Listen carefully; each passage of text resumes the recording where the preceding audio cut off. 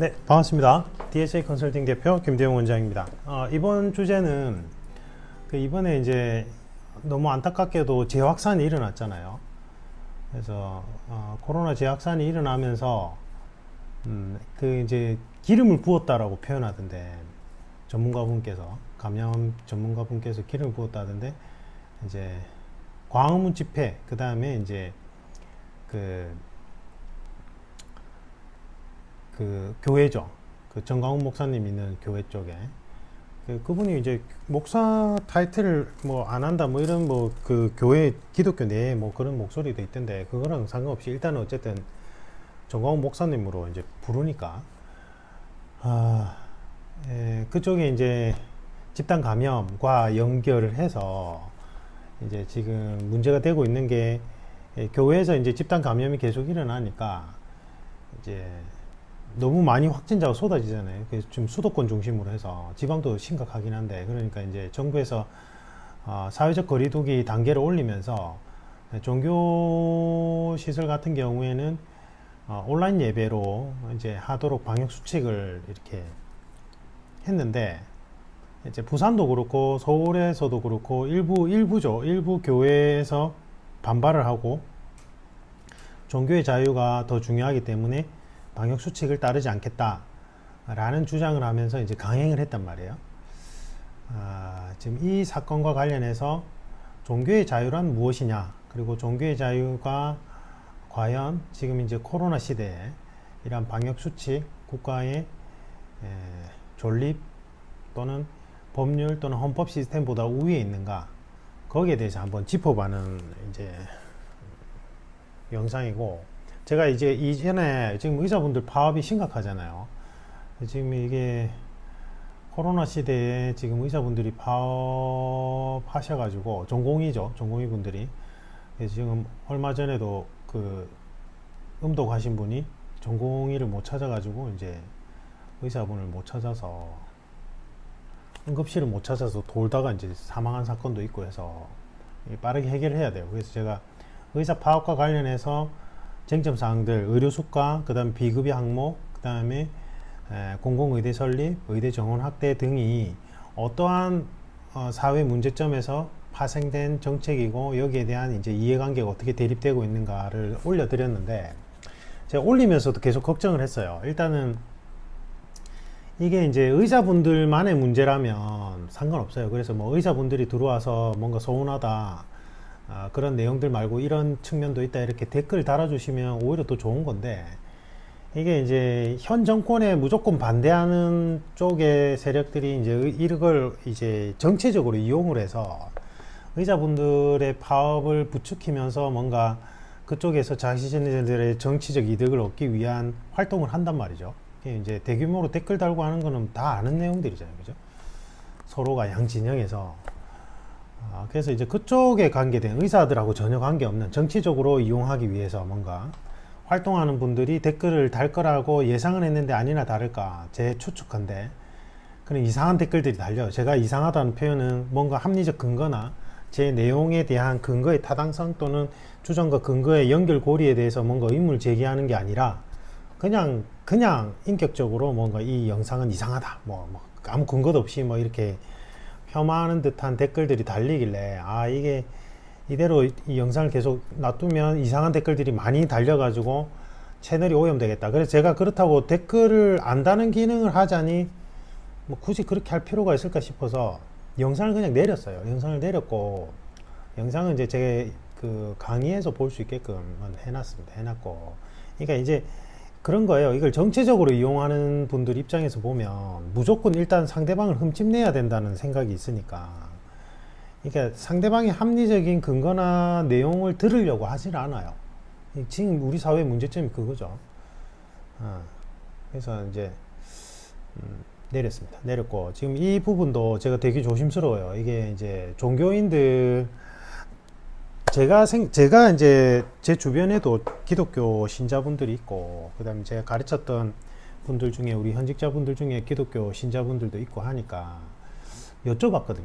여쭤보니까 일단 조금 억울한 측면이 있긴 있대요. 왜냐하면 뭐 체육관이나 음식점에서도 집단 감염이 일어날 만한 그런 환경은 교회랑 그렇게 차이가 없는 것 같아요. 자기들이 생각할 때. 그래서 대다수의 교회에서는 마스크를 잘 착용해서 예배를 하는데, 근데 이제 왜 자꾸 교회만 문제가 삼고 이제 언론에 노출될까? 여기에 대해서 이제 조금 이제 약간의 서운한 점이 있었대요. 근데 이제 그 부분은 본인들 스스로가 이제 얘기를 하길, 이제 교회에서 자꾸 집단 감염이 일어나다 보니까 그렇게 이제 자꾸 언론에서 나오는 것 같다라고 이제 또 이해는 한다고 얘기는 하시더라고요. 얘기는 하시고, 그 다음에 또 이제 대다수의 교회에서는 그렇게 이제 재확산이 심각해지면 이제 교회에서 모여서 집단 예배를 하면서 집단 감염 사례가 계속 발생하니까 이제 일단 신도들의 안전을 생각해서 교회 운영진이나 목사님께서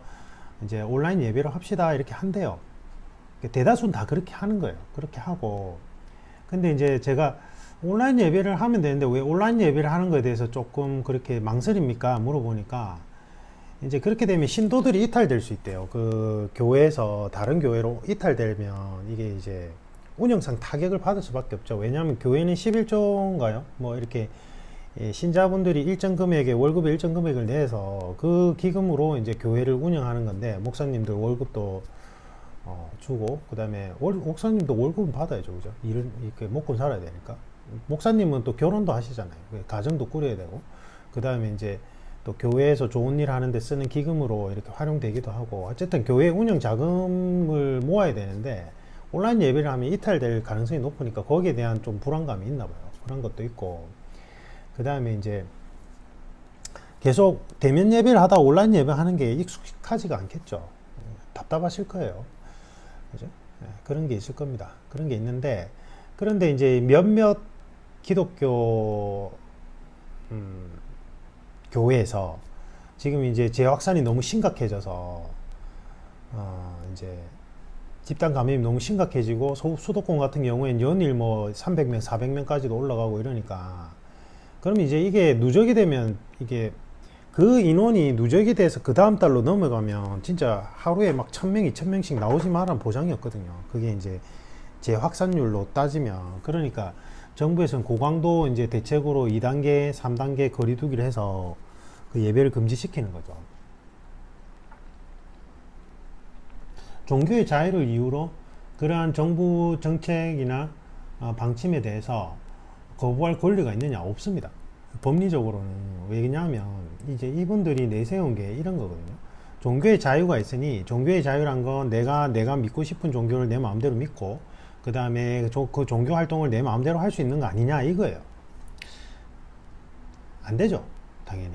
왜냐하면 국민주권주의 하에서는 주권은 개개인에게 있어서 개개인의 주권자들끼리 모여 살면 충돌 현상이 일어날 수밖에 없잖아요. 그게 갈등이고.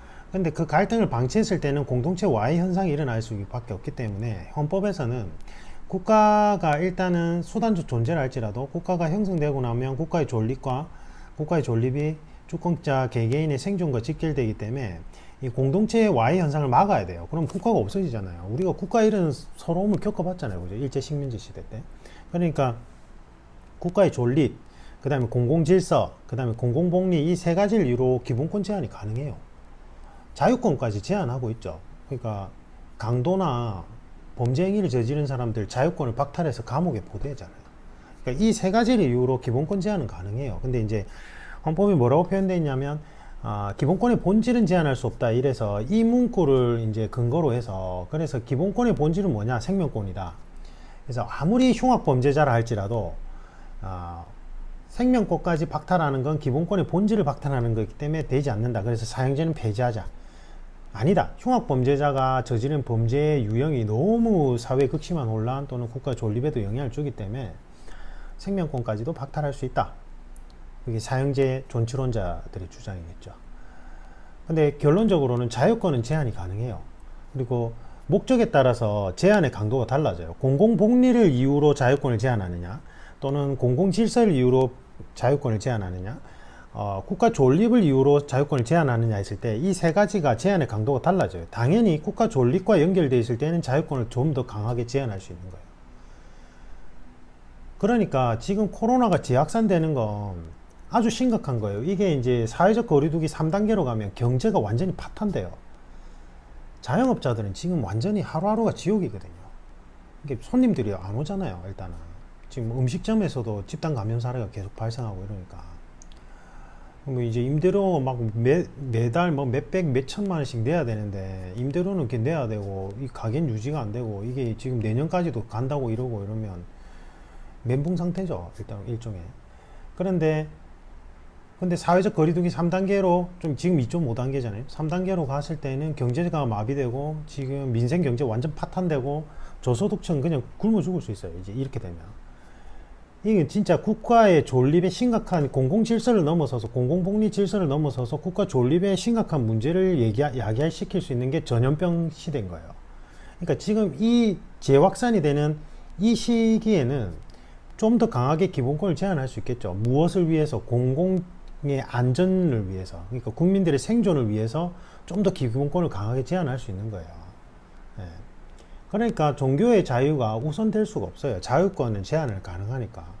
그리고 종교의 자유란 게 아까 얘기했듯이 내가 믿고 싶은 종교를 마음대로 믿는다. 그리고 내가 하고 싶은 종교 활동을 내 마음대로 한다는 게 아니에요. 종교의 자유는 어떠한 배경에서 이렇게 나온 거냐면 예전에는 종교 국가가 있었죠. 유럽에서 천주교가 지배할 때는 천주교 교리가 헌법 질서보다 위에 있다고 생각했어요. 그러니까 종교 교리로 사람들을 전부 다 이제 컨트롤했죠. 그러면 그 종교 천주교를 믿지 않는 사람들은 이단으로 취급받고 생명의 위협을 받거나 이제 마녀 이렇게 이단 처형을 시킨다든지 이런 극단적인 형태까지 갈 수도 있다는 거죠. 그러니까 종교의 자유란 거 이 종교 저 종교가 모두 다 평화롭게 하나의 국가 시스템 하에서 본인이 믿고 싶은 종교를 자유롭게 다양한 종교가 함께 공존하는 세상을 만들어주고자 종교의 자유가 있는 거예요. 그러니까 다시 얘기하면 종교의 자유는 그 국가 시스템의 가장 최상위 법규범이자 질서인 헌법보다 우위에 있으면 안 돼요. 어떤 특정 종교가 헌법보다 우위에 있다고 생각하고 그걸 가정했을 경우에는 이 해당 종교가 다 그 국가 질서를 관장하게 되고 그러면 종교의 자유가 보장될 수가 없어요. 그러니까 종교의 자유를 내세워서 지금 헌법상 법질서 시스템 또는 법률 시스템을 부정해버리면 이거는 내 종교가 더 우위에 있다라고 지금 전제하에 내 마음대로 행동하겠다 이래버리니까 다른 종교를 핍박하는 형태로 돼요. 다른 종교를 핍박하는 걸 넘어서서 그 공동체의 존립 자체에 영향을 미친다고요. 그러니까 이제 억울한 측면도 분명히 있을 거예요. 이게 뭐 교회만 그렇게 하느냐, 음식점에서 밥 먹는다고 5만 사람들 다 와서 이제 마스크 벗고 먹지 않느냐. 지금 실제 사례도 나왔고. 그런데 교회가 지금 이제 많은 거예요. 확진자가 많고 집단 감염이 지금 동시다발적으로 교회를 중심으로 많이 발생하고 있다는 게 문제인 거죠. 그래서 이제 대다수의 목사님들은 이렇게 양심 고백 그렇게 얘기하시죠. 대면 예배를 하면 전염병 더 잘 걸립니다. 이거는 종교의 영역이 아니라 과학의 영역이니까 방역 수칙을 위해서 우리가 잘 따라주자. 우리 공동체를 위해서 온라인 예배로 대체하는 게 맞다라고 목사님들 중에 그렇게 얘기하시는 분들이 계시죠. 그리고 상당수는 대다수는 그런 단계에 맞춰서 교회 운영을 잠시 멈추고 온라인 예배로 돌리고 있죠. 맞죠? 근데 이제 일부 극히 예외적인 교회들이 종교의 자유라는 것을 명분이죠, 사실은. 명분으로 내세워서 이제 본인들의 교회 운영을 원활하게 하기 위해서 하는 것은 우리 공동체 시스템 측면에서 헌법상 위배되는 행동들이에요. 제가 볼 때는. 왜냐하면 본인 종교가 헌법에 있다고 가정하에 행동하는 거니까 본질적인 종교의 자유에도 위배됩니다. 그러니까 본인들이 그런 행동들이 종교의 자유에도 위배돼요, 결국은. 그래서 많이 힘드실 거예요. 이게 교회 운영이라는 게 결국은 신도분들의 그러한 일정 금액을 받아서 교회를 운영하고 벌려놓은 사업을 운영하는 건데, 목사님들 월급도 주잖아요. 목사님들도 결혼하셨으니까